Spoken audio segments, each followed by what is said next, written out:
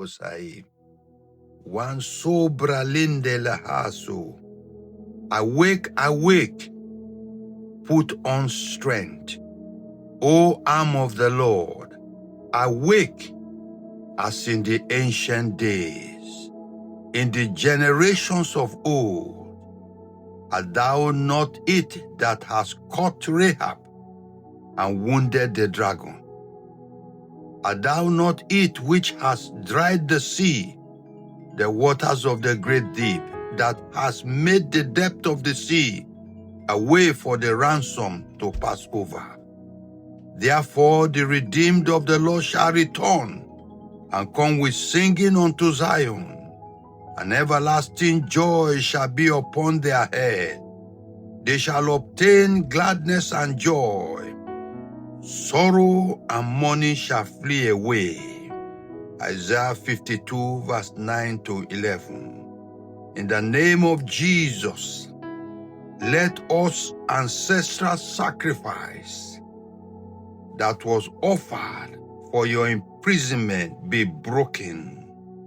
For Jesus is our ransom. And Jesus, by the sacrifice of the cross, gave us life and restored life back to us, that we might enjoy the liberty of the redeemed of the Lord. And so the word of the Lord says, therefore the redeemed of the Lord shall return. Your restoration is guaranteed in the name of Jesus. Your return to greatness is guaranteed. Your healing is guaranteed. Your deliverance is guaranteed.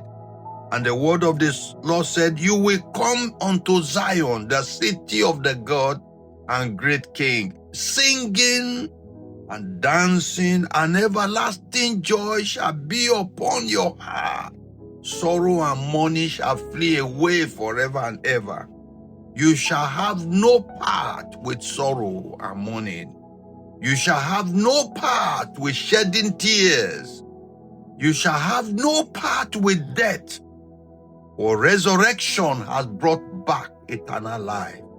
And you will partake of the glory of the risen Christ. And your life shall blossom, and abundance shall be your portion. In Jesus' mighty name. Nehemiah chapter 9, verse 19 to 21. Yet thou, in the manifold mercy, forsook them not in the wilderness. The pillar of the cloud departed not from them by day to lead them in the way, neither the pillar of fire by night to show them light, and the way wherein they should go.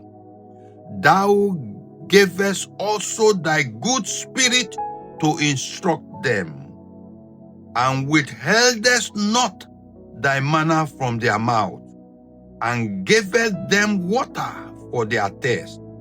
Yea, 40 years did thou sustain them in the wilderness, so that they lacked nothing. So that they lacked nothing. So that they lacked nothing. Their clothes waxed not old, and their field swelled not. The journey of life will not tear your garment. The journey of life will not bring you into the place of lack. The journey of life will not make your feet to swell from injuries and pain. 40 years the Lord sustained them in the wilderness. Whatever your wilderness is, God will sustain you and bring you out of the wilderness into green pastures, into the land of abundance. God has never left them in the wilderness to perish. You will not perish in your crisis. You will not perish in your difficulty. God Almighty did not withhold manna from their mouth. He gave them water for their thirst. What you need, God will provide. What you need, God will provide. Yes, the man of progress, yes, the man of the future, yet the man of destiny must go through wilderness. But the wilderness will not perish you. You will not die in the wilderness.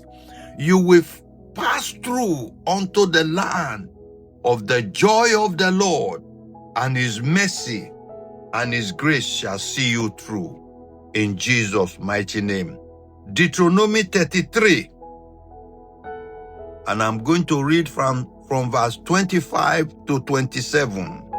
Very important instruction from the Lord. And this is the blessing of the Lord and the counsel of the Lord unto Israel. Thy shoe shall be iron and brass, and as thy days, so shall thy strength be. Life has no place for weaklings. Let your shoe be iron and brass. Be strong and be bold. Life does not give you what you merit. It gives you what you fight for. Life does not have regard to those who beg. You are a conqueror. You take over the territory of the enemy, and you will conquer and subdue the enemy in Jesus' name. Let your shoe be iron. Be bold, be courageous. God is more willing to bless you than you ever think. Walk courageously and boldly. Look forward and focus on that promise that God has given to you. Don't let the enemy threaten you and scare you away that the assignment is too great. Your portion is greatness. Your portion is abundance. Your portion is prosperity. Your portion is to be on top and not beneath. And so shall it be.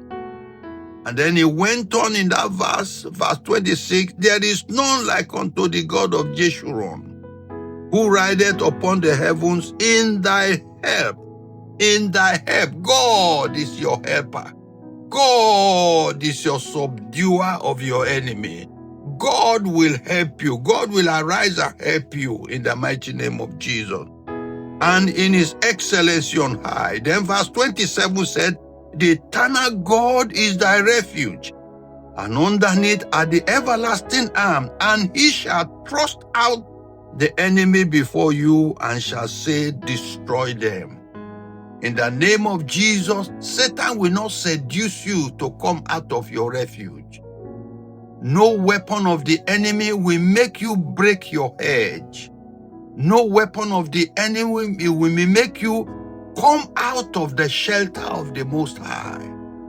The eternal God is your refuge. You will abide under that refuge, and God will be your strength. And remember, the Lord said he will thrust out the enemy. That is, under that refuge, the Lord will expose to you where the enemy is having advantages and what has happened that the enemy is in your territory.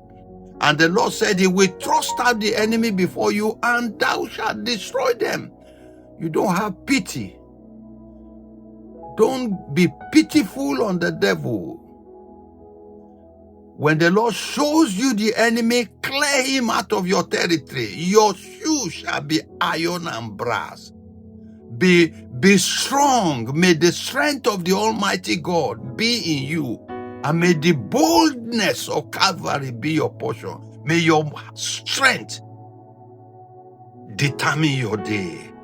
For as your day is, so is your strength.